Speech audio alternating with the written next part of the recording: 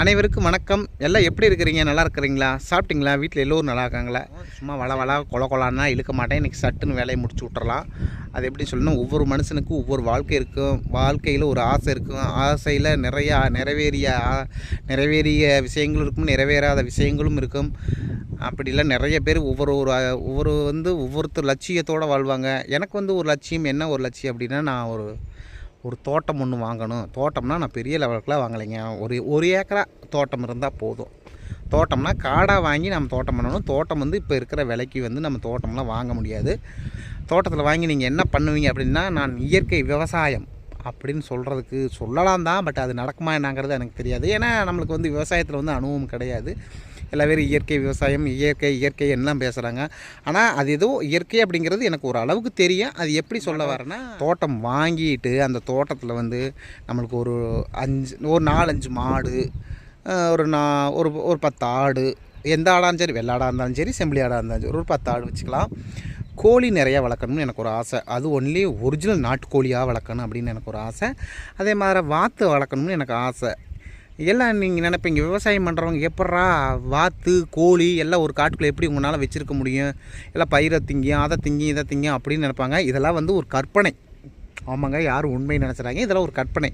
அதாவது நான் தோட்டம் வாங்க போகிறது, காடு வாங்க போகிறது, இதெல்லாம் ஒரு கற்பனை தான். அது நெசத்தில் நடக்குமா என்னங்கிறது சந்தேகம்தான். ஆனால் அது நடக்குமோ நடக்காதோ அதை நம்மளுக்கு தெரியாது. மேலே இருக்கிற ஒருத்தனுக்கு தான் தெரியும். ஏன்னா நம்ம அதனால் நம்மளுக்கு கைகால் நல்ல சுகத்தை கொடுக்கணும். கைகால் நல்லா இருந்தால் நம்மளுக்கு நோய் நொடி இல்லாமல் கண்டிப்பாக இருந்தால் நம்ம எப்போ வேணாலும் சம்பாதிக்கலாம், எப்படி வேணாலும் சம்பாதிக்கலாம். ஒரு கற்பனையில் சொல்லி கொண்டிருக்கிறேன். ஏன்னு கேட்டிங்கன்னா, நம்மளுக்கு வாத்து வேணும், கோழி வேணும், எல்லாம் வேணும். ஏன்னு கேட்டால், வாத்து எதுக்கு வேணும் அப்படின்னு கேட்டிங்கன்னா, வாத்து வாங்கினாலும் ஓகே, கோழி வாங்கினாலும் இருந்தாலும் இதெல்லாம் விவசாயத்தை கெடுக்கும் அப்படின்னு நிறைய பேர் சொல்லுவாங்க. ஆனால் அது அத்தனையும் பொய். ஏன்னு கேட்டிங்க அப்படின்னா, விவசாயத்தில் நம்மளுக்கு ஒத்துழைப்பு கொடுக்குறது நம்மளுக்கு கோழி வாத்து இதெல்லாம் தான் நம்மளுக்கு ஒத்துழைப்பு உழைக்குது. ஏன்னா இதெல்லாம் நம்மளுக்கு வேலைக்காரங்க. கோழி வாத்து இதெல்லாம் நம்மளுக்கு நாய் இதெல்லாம் நம்மளுக்கு வேலைக்காரங்க. அதாவது பாசமான வேலைக்காரங்கள். பணத்துக்காண்டி வேலை செய்கிறவங்க இல்லை, பாசத்துக்காண்டி வேலை செய்கிறவங்க. ஆனால் ஒரு சில இருக்கிறாங்க. யார் இருக்காங்கன்னா, நம்ம கோழி இருக்குது. கோழி என்ன நம்மளுக்கு நன்மை தரப்போகுது அப்படி என்றால், வாங்க காட்டுறேன் பாருங்க. இந்தட்டா நம்மளுக்கு மாடு இருக்குது. மாடு எல்லாத்துக்கும் என்ன சொல்கிறது, எல்லாமே மாடு எல்லாம் சாணி ஓடும், காட்டுக்கு உரமாகும் அப்படின்னு நினைப்பீங்க. ஆமாம், அது உண்மை தான். காட்டுக்கு உரமாகும், ஆட்டுப்புழுக்க ஆட்டுக்கு உரமாகும். ஏன்னா மாட்டு சாணியோட ஆட்டோட சாணிக்கு பவர் அதிகம், அதாவது சத்துக்கள் அதிகம் அப்படின்னு சொல்லியிருக்காங்க. ஆனால் அது என்னத்திலிருந்து சத்துக்கள் அதிகமாக இருக்குங்கிறது எனக்கு தெரியாது. தெரிஞ்சவங்க சொல்லுங்கள். மாடு கட்டுத்தோரை இப்படி போட்டுறணும். பார்த்தீங்களா, இப்படி ஃபுல்லாக இடிக்கு நிலைங்க. இந்த மாதிரி பாருங்க, சாணிங்க இங்கே பாருங்க, சாணி இருக்குது பார்த்தீங்களா. இது காஞ்சு போச்சு. இது ஒரு 10-20 நாளாக கட்டிக்கிட்டு, ஒரு 20-25 நாளைக்கு மேலே இந்த மாட்டை வரிசையாக கட்டிக்கிட்டு இருக்கிறேங்க மாட்டை. இதில் என்ன நம்மளுக்கு கோழி என்ன நன்மை தரப்போகுது அப்படின்னா, இங்கே பாருங்க சாணி இருக்குதுங்களா, இங்கே பாருங்க.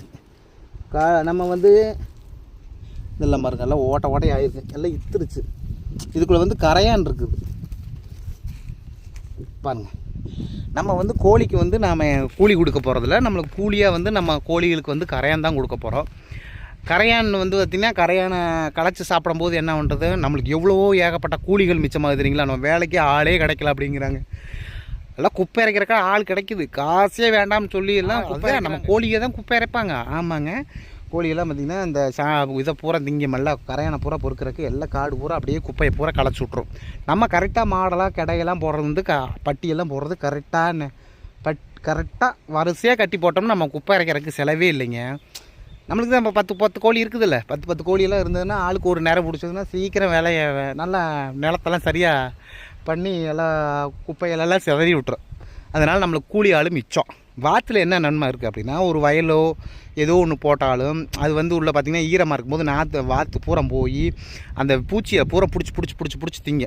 நம்மளுக்கு செடியில் இருக்க பூச்சியெல்லாம் பிடிச்சி செல்லும் போது என்ன ஆகுதுன்னா, வயல்காடாக இருந்தால் நம்மளுக்கு வயலில் களை எடுக்கிறதுக்கு கூலி ஆட்களில் இப்போ கிடைக்கிறதோ தெரியல. இதெல்லாம் எல்லாமே என்ன சொல்கிறது, எல்லாம் கற்பனை தான். கற்பனை தான். இது யாரும் உண்மையை நம்பிடாதீங்க. எங்கிட்ட 3 சென்ட் இடம் தான் இருக்குது, அதுவும் பிரச்சனையில் கிடக்குது. இதெல்லாம் ஒரு கற்பனை. யாரும் இது உண்மையாக நினச்சிடாதீங்க. இப்படி இருந்தால் இப்படித்தான் நான் வாழ போகிறேன்னு சொல்கிறதுக்காண்டி ஒரு இது அப்படிங்களா, அப்படித்தான் சரிங்களா. டேய் ஏன்டா கொல்ற அப்படின்னு நினைக்காதீங்க. இது வந்து என்னுடைய பல நாள் ஆசை, நிறைவேறுமோ நிறைவேறாதோ பலப்பட்ட விஷயம். அப்படிங்கும்போது வாத்து நம்மளுக்கு களை எடுக்கிறாங்க. அப்போ வந்து நம்மளுக்கு கூலி ஆள் மிச்சம். வயக்காட்டில் இறங்கி யாரும் வேலை செய்யறதுக்கு போக மாட்டாங்க. வயக்காட்டில் 10 வாத்தை விட்டோம்னா அது வேறு பேன்னு போய் எல்லாத்தையும் பூச்சி கீச்சி எல்லாம் முடிச்சு வேறுகிற உள்ளே இருக்க களையெல்லாம் நல்லா அலாசிட்டு வந்தேன். அது உண்மையோ பொய்யோ எனக்கு தெரியாது. இந்த இயற்கை விவசாயி செய்கிறவங்களுக்கு இது கண்டிப்பாக தெரியும்னு நினைக்கிறேன். அது உண்மையாக பொய்யாங்கிறது நீங்கள் தான் சொல்லணும். ஏன்னா நான் வந்து இன்னும் விவசாயம் பண்ணதில்லை. நான் பண்ணியிருக்கேன், சின்ன வயசில் பண்ணியிருக்கேன். அதாவது அப்பாவோட சப்போர்ட்டில் பண்ணியிருக்கிறோம். அப்போ வந்து எங்களுக்கு வந்து நாமளாம் வந்து ஒருத்தவங்க காட்டில் நம்ம கந்தாயத்துக்கு எடுத்து தான் நம்ம போட போகிறோம். நாம் சொந்தமாக வச்சு போட போகிறது இல்லைங்க. அதனால் இப்படி தான் என்னோட ஆசைகள் இருக்குது. நிறைவேறும். நாய் எதுக்கு இருக்குது அப்படின்னா, நாய் நம்ம கோழியெல்லாம் நமக்கு நாட்டுக்கோழியிலிருந்து நம்மளுக்கு முட்டை வருது, கோழி இருக்குது, நம்ம அதை விற்றுக்கலாம், நம்ம கடிச்சு காய்ச்சி குடிச்சிக்கலாம். அதே மாட்டேன் வாத்துலேயும் நம்ம நன்மைகள் இருக்குது. சளி பிடிச்சிருந்தாலோ ஏதோ ஒரு பிரச்சனை அப்படின்னா அது ஏதோ ஒரு நோய்க்கு ஒரு இதாக இருக்குது. ஆமாம், சளி பிடிச்சா சாப்பிடலாம் அப்படின்னு இருக்காங்க. வாத்துக்கறி அது நல்லாயிருக்கு அப்படின்னு இருக்காங்க. இதெல்லாம் நாயெல்லாம் நம்மளுக்கு வந்து செக்யூரிட்டி. ஆமாம், பணமே வாங்காத செக்யூரிட்டிகள். ஒன்லி அன்பான பாசத்தோடு மட்டும்தான் இந்த செக்யூரிட்டியில் இருப்பாங்க. ஆமாங்க, இதுதான் என்னுடைய லட்சியம். இதெல்லாம் நிறைவேறுமோ நிறைவேறாதோ அப்படிங்கிறது எனக்கு தெரியாது.